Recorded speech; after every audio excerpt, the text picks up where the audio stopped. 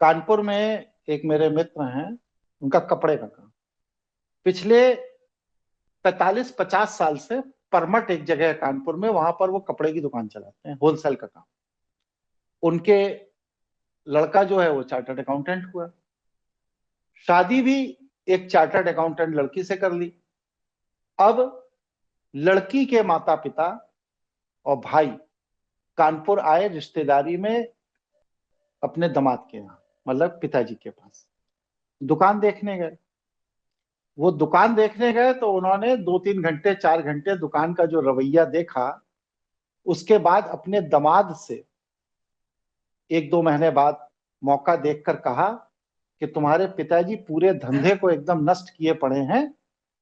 इतना पैसा इफराद वेस्ट हो रहा है पूरे धंधे में कि इसको अगर कंट्रोल नहीं करोगे तो तुम दुकान चला नहीं पाओ। इसलिए इस पर थोड़ा आधुनिक तरीके से अमेंडमेंट करो। परिणाम क्या हुआ कि दामाद साहब जब अपने घर आए, पिताजी से डिस्कशन किए, बात किए। पिताजी ने कहा, देखो मैं 6 महीने के लिए दुकान तुम्हें दे रहा हूं। आज मेरे पर डे की सेल 2 लाख रुपए है। 6 महीने बाद हम इस विषय पर बात करेंगे कि सेल कहां पहुंची। अगर बढ़ गई तो तुम्हारा तरीका सही है, और नहीं बढ़ी तो फिर मेरा तरीका सही है। 6 महीने मैं बस सिर्फ रिश्तेदारियों में कहीं नहीं गया हूं सालों से। सब रिश्तेदार के यहाँ हफ्ते हफ्ते 10-10 दिन घूमने जाऊंगा। दुकान में ना आऊंगा ना बात करूंगा, सब तुम्ही को संभालना है। वो लड़का गया दुकान। दुकान पर बैठते ही उसने कहा कि यहाँ पर कितने चाय पिलाने वाले हैं? कहा 6। कहा 1 आदमी काफी है, 5 आदमी की छुट्टी कर दो। कहा कितने रोकड़िए हैं? कहा 3। कहा 3 की क्या जरूरत है, 1 रोकड़िया बहुत है, बाकी 2 की छुट्टी कर दो। इस तरह उसने अपने यहाँ जो 30-40 लोगों का स्टाफ था, उसमें टोटल 12 लोगों का स्टाफ रखा, 28 लोगों की छुट्टी कर। और ये समझा कि मैं बहुत होशियार हूं, इन 28 लोगों की सैलरी खर्चा जो भी कुछ है वो मैं बचा लूंगा, तो मेरी दुकान और ग्रो करेगी। 6 महीने बाद जब एनालिसिस की गई तो जो दुकान थी जिसकी पर डे की सेल 2 लाख रुपए थी, उसकी मंथली सेल 35,000 रुपए। अब आप बताइए उस गलती कहां हुई? अब आप बताओ। बिजनेस जो है वो हमेशा संपर्क और बेईमानी से चलता है। एक व्यक्ति जो गद्दी पर बैठा है वह कभी भी समाज में इतना बड़ा संपर्क नहीं बना सकता जो वो अपने नौकरों के माध्यम से बनाता है। और नौकर का मतलब ही है कि वह बेईमानी करेंगे ही। उनकी बेईमानी को आपको नजरअंदाज करना पड़ता। मैं अपना एक अनुभव बता रहा हूं। मेरे अपने बांदा का रहने वाला हूं, घर गया तो होली की छुट्टी में तो वहां फसल कट रही थी। छत के ऊपर कुर्सी पर बाबा बैठे थे और मैं उनके गोदी में बगल में बैठा हुआ था, ऐसे वो मुझे पकड़ के बैठे हुए थे। इतने में शाम का समय था। किसान लोग, ये जो मजदूर हैं, ये फसल काट के ला करके डाल रहे थे खलिहान में।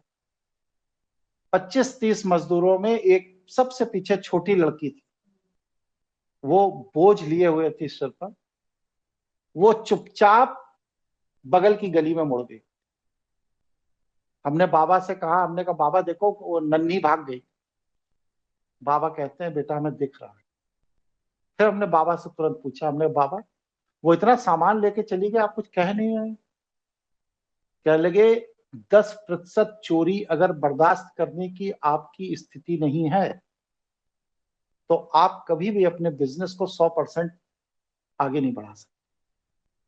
वो चोर है इसीलिए मजदूर है, वो उसकी प्रवृत्ति का हिस्सा है।